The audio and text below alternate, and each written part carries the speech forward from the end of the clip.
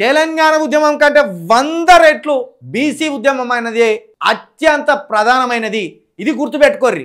ఒక్కసారి 42% కనుక మీరు సాధించుకుంటే, మన బీసీలు 42% సాధించుకుంటే 50 మంది ఎమ్మెల్యేలు వచ్చి అసెంబ్లీలో కూర్చుంటారు. రాష్ట్రంలో 17 ఎంపీ స్థానాలు ఉన్నాయి, 8 ఎంపీ స్థానాలు బీసీలే అవుతాయి. రాష్ట్రంలో 12,000 గ్రామాలు ఉన్నాయి, 6,000 గ్రామాల్లో బీసీ సర్పంచ్లు అవుతారు.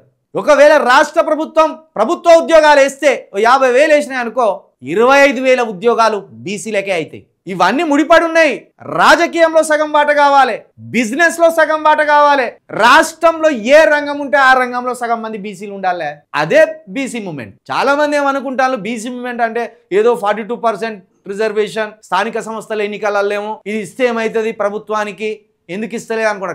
కాదు, దాని వెనక ఇంత తతంగం ఉన్నది. మీకు 42% అనేది స్థానిక సంస్థల్లో అమలు పరిచితే దాని ప్రభావం పార్లమెంట్లో పడుతుంది, దాని ప్రభావం అసెంబ్లీలో పడుతుంది, దాని ప్రభావం రాజకీయ రంగంలో, సినిమా రంగంలో, వ్యాపార రంగంలో, ఫార్మా రంగంలో, ఇట్లా అన్నిట్లో దాని ప్రభావం పడి ఈ ఆధిపత్య వర్గాల, ఆధిపత్య కులాల కోటలు బద్దలైతాయి.